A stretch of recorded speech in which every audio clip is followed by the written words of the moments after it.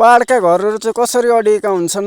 Hello साथीहरू, सबैजनालाई स्वागत छ मेरो न्यू ब्लग भिडियोमा। यो देख्नु भएको घर चाहिँ मेरो रहेको छ भने अब यहाँ चाहिँ कुखुराको खोर अनि बाख्राको खोर रहेको छ। यतापट्टि गाईहरू रहेका छन्, दुईटा गाईमा एउटाले दुध दिन्छ भने एउटाले दुध दिँदैन, भर्खरको बाछो रहेको छ। अब गाउँले जीवन भनेको चाहिँ यस्तै रहेको छ। हाम्रोतिर चाहिँ ग्यासहरू पालिँदैन भने यहाँ दाउराको कटेज पनि रहेको छ। सँगै यता सुन्तलाहरू खेती रहेको छ। अब घरदेखि उँभो सुन्तला उँधो नि सुन्तला रहेको छ भने एकदमै रमणीय दृश्य रहेको छ घर चाहिँ। अनि अब एकदमै राम्रो लाग्छ। यहाँनिर तपाईँको प्याजी देख्न सक्नुहुन्छ। यहाँनिर मकै पनि रहेको छ।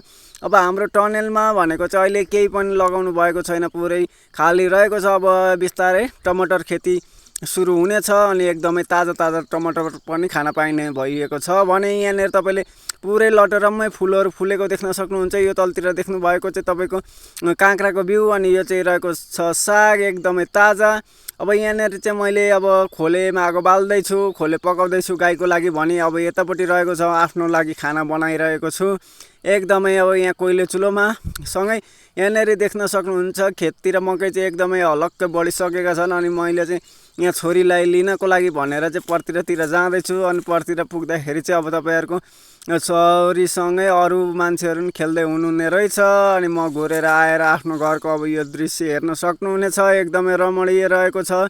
अब यहाँनिर दाउरा रहेको छ किनकि दाउरा बिना यहाँ खाना पाक्दैन, त्यही भएर चाहिँ दाउरा चाहिँ अवश्य पनि चाहिन्छ। यो चाहिँ बाख्राको खोर रहेको छ। अनि अब एक राउन्ड भनेको चाहिँ मेरो वरिपरि घुमेको फोटो नि हेर्नु होला किनकि यो चाहिँ मेरो आफ्नै घर रहेको छ र म यहाँ चाहिँ कहिलेकाहीँ आउने गर्छु, तरतिर बसोबास हुन्छ। सँगै अब यहाँनिर देख्न सक्नुहुनेछ तपाईँहरूले सानो केटाकेटीहरूले खेलिरहेको। अनि म चाहिँ अब यहाँनिरबाट घुरिसकेको छु। अब यहाँबाट चाहिँ म सिधै घर जानेछु। अब हेर्नुहुन्छ म चाहिँ आफ्नो घरतिर अगाडि बढेको छु।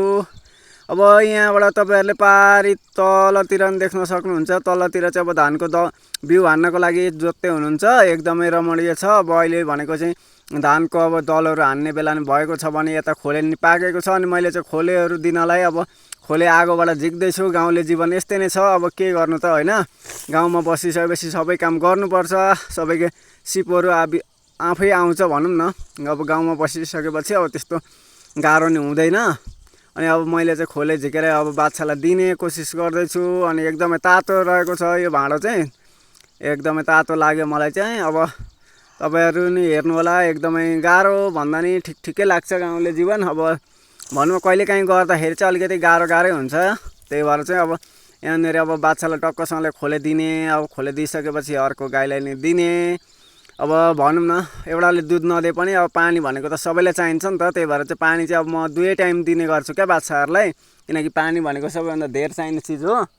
त्यो भइसकेपछि चाहिँ मैले अब यसलाई नि पानी दिएँ। अब यतापट्टि गाईलाई पनि खोले दिनेछु। अनि एकदमै रमणीय लाग्छ। कस्तो लाग्दैछ भिडियो कमेन्ट गर्न भने चाहिँ नबिर्सनु होला साथीहरू। एकदमै राम्रो छ जिन्दगी भनेको, यसरी नै चल्ने त हो नि होइन। गाउँमा बसिसकेपछि उकाली ओह्राली सबैतिर त गर्नै पर्छ, घरको काम पनि गर्नै पर्यो।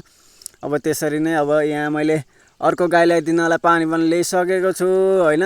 अब पानी ल्याइसकेर चाहिँ अब यहाँनिर मैले खोले दिनलाई राखेको छु। अब यस्तै छ साथीहरू। कस्तो लाग्यो भिडियो लाइक कमेन्ट सेयर गर्न भने चाहिँ नबिर्सनु होला भन्दै आजलाई भिडियो यति नै। हस्त, धन्यवाद।